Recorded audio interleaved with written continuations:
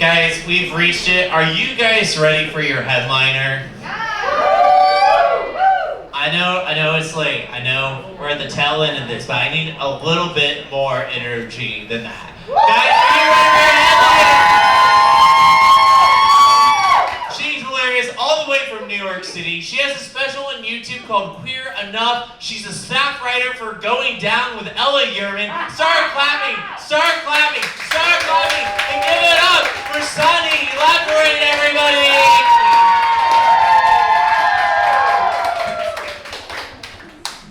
Hello, Atlanta. How's it going? You guys, I have very exciting news. As of today, it is officially the 4-year anniversary of when I started hormones. Thank you. Yes, I celebrated the only way I know how, which is getting to third base with a TSA agent on the way here. Yeah, I flew in here from Florida, which is like kind of a scary place to be as a transgender woman, but really the greatest place to be as a white trash bitch. And like, I get up to TSA and I get up to the scanner and like, well, normally I have to explain this to straight people, but I guess not in this room. They scan men and women differently, so I go through, instantly set it off, and I look over at their monitor and there's like the biggest, reddest box around my crotch. And like, listen, I'm not normally one to brag, but I'm definitely larger than your average woman. You know, maybe not in this room, but in most.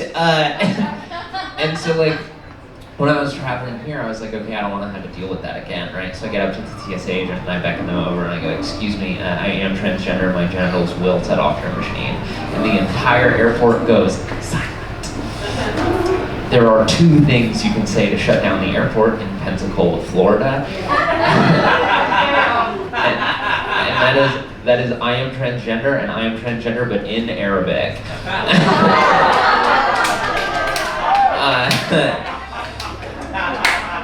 Thank you. Yeah, Lauren mentioned that I have a stand-up special. I had a stand-up special come out a couple years ago and it like did pretty well. Like it went like viral, like it got me enough followers on the internet that's like not an impressive number today, but in the 1800s I would have been a very successful warlord. And I think it did so well because it was a coming out story, and straight people love a coming out story because they get to be like, see, things were hard, but then she came out and now it's all like poppers and rainbows. And it's like a little bit poppers and rainbows. But I still have to like go to the DMV, you know? But now I'm transgender at the DMV. And being transgender at the DMV is kind of like having hemorrhoids and then getting shot. It's like, yeah, getting shot sucks for everyone, but it would be a little nicer if I was only bleeding from one hole. Thank you. My special it was kind of my way of saying like, this is definitively who I am and that's never gonna change. And if you're ever gonna release something that's like, this is definitively who I am and that's never gonna change, don't do it when you are 21 and like 6 months on hormones. In retrospect, like you look back at that special and I am like talking about discovering my attraction to men, and I have long blonde hair and a sparkly low-cut top and like long acrylic nails.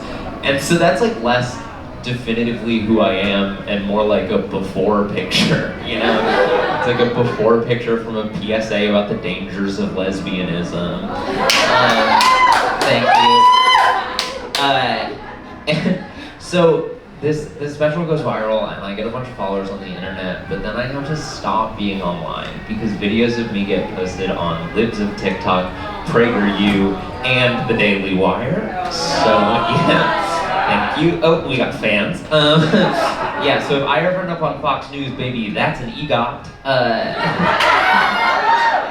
But like, I don't know, these accounts are so dumb, you know, like they exist because they think that I'm a danger to children because I'm transgender. I'm not a danger to kids because I'm transgender, you know? It's because I keep hitting them, man. Yeah! fucking with you. It's because I'm Catholic, and we're gonna get you guys on board with the weirder shit.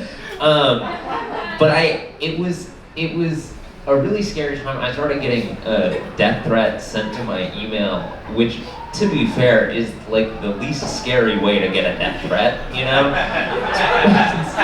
It's pretty hard to write an email in human blood, and but I got really scared to go outside because I had gone viral online. I had people like recognizing me in public pretty frequently, and like one time I even got recognized in public from behind, which sounds pretty crazy until you remember that it was at a whites-only lesbian convention. Sorry, a Phoebe Bridgers concert.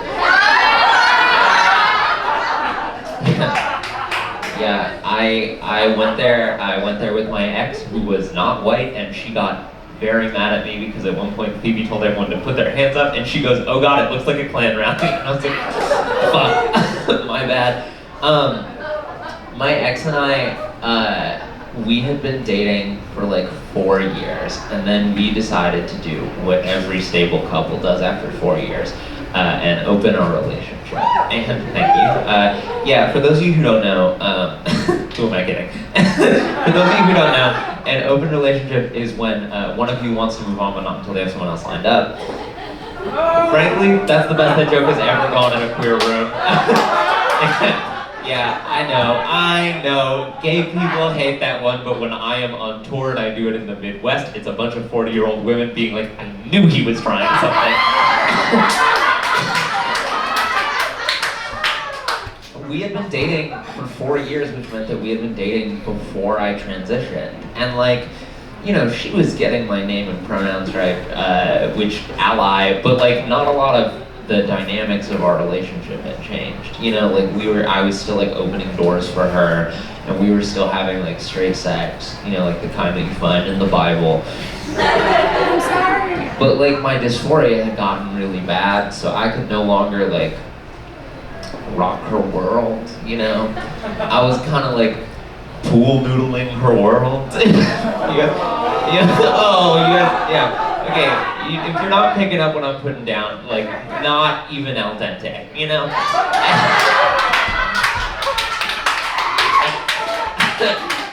Thank you.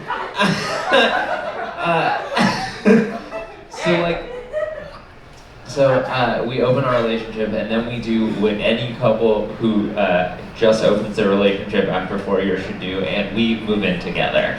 And yes, thank you. And she starts sleeping with exclusively cisgender men.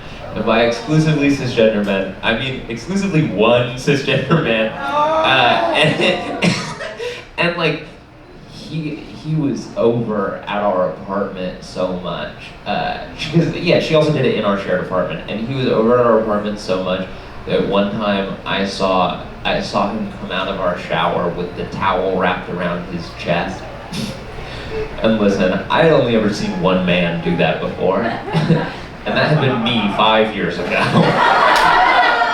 Yeah, she is the most dedicated chaser alive. How did she manage to find us before we even find ourselves?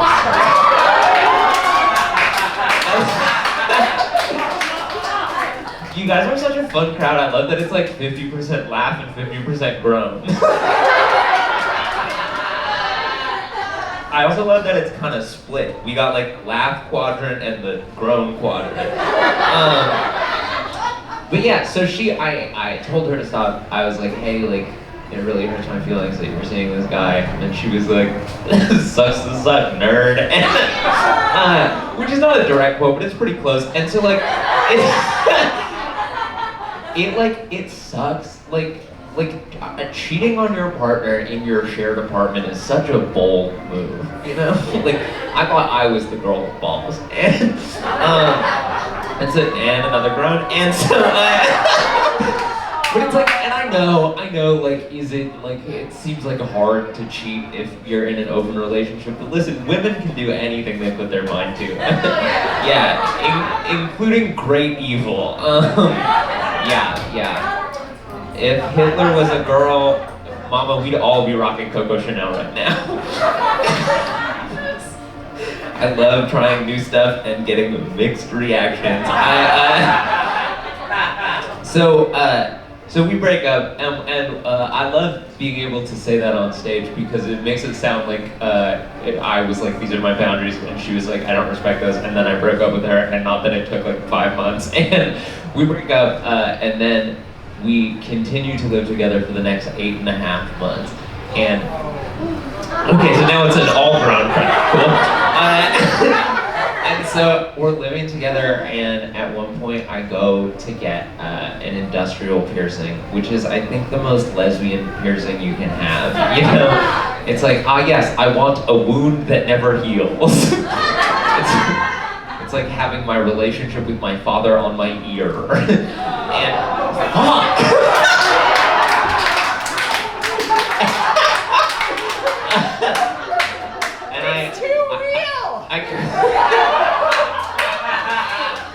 Oh God. Can you tell that I mostly do comedy for straight people? I come home with this piercing and she sees it and she goes, oh damn, you're in your lesbian era for real. And I was like, girl, we broke up months ago and we still live together. It's our lesbian era.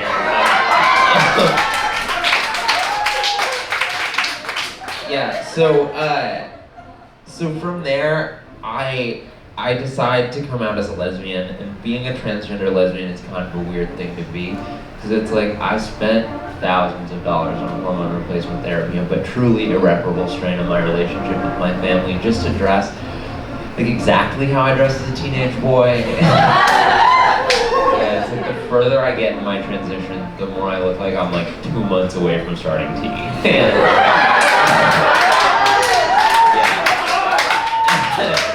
Like, I think that ultimately there are 2 kinds of transgender women. They're the kind that are like, well, I didn't go through all of that not to serve cunt. And the kind that are like, well, I didn't go through all of that not to have pockets.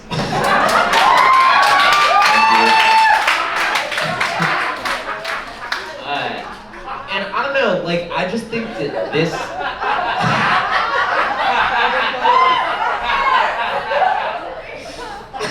Okay, so anything kind of real bad. Pocket jokes, awesome. Sorry, it's getting dark again. Listen, I just feel like this girl was not who I thought I was gonna be when I started transitioning. You know, like, believe it or not, I was aiming for Sydney Sweeney, and I kind of landed on trans femme Elliot Page.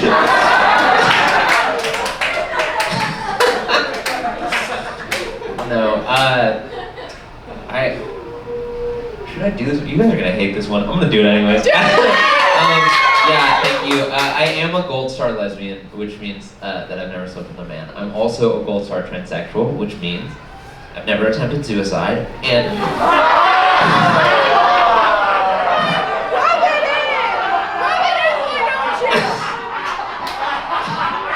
Don't pull back, I will lose my status.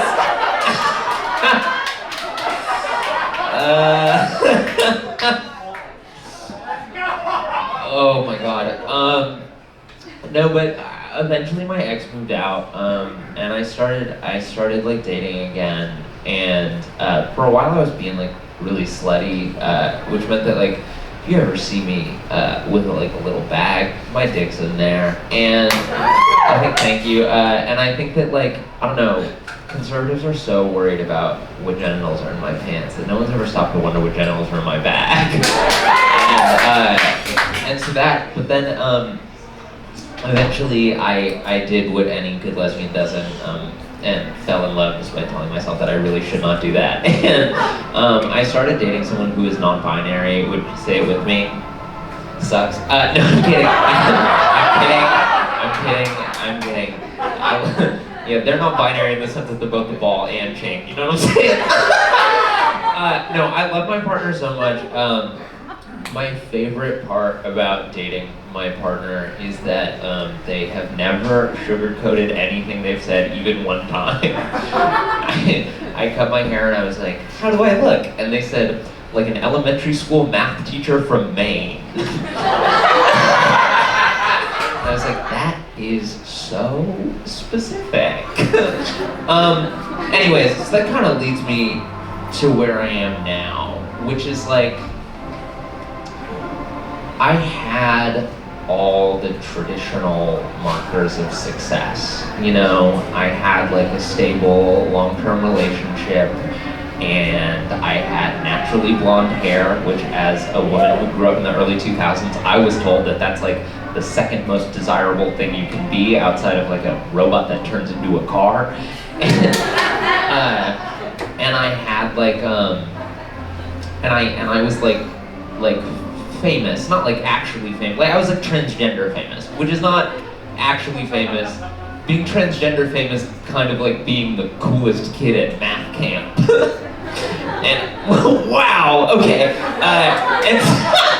And I don't know, I feel like so much of, Jesus, this is all stuff that I wrote today. I feel like so much of being transgender is like throwing away conventions. And so I eventually decided like, what am I doing holding on to these markers of success that I had held on to for so long? Like being blonde and being internet famous and having a cisgender girlfriend. And like, so I decided to throw all of that away, and I arose from the ashes of my seemingly perfect life like a trashy dyke phoenix, and yeah, I cut all my hair, and like, I'm happier, I think. I just think that like,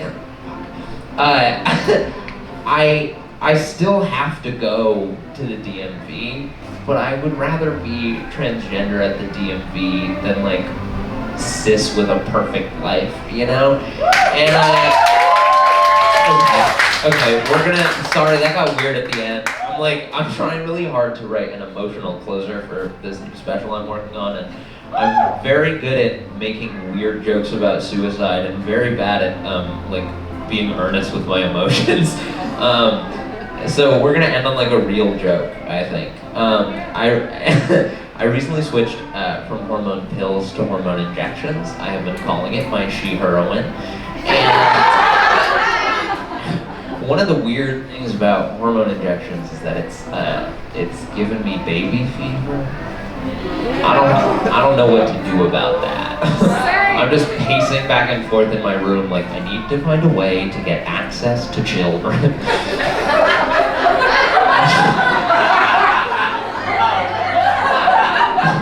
Which coincidentally is exactly what Tucker Carlson thinks I'm doing.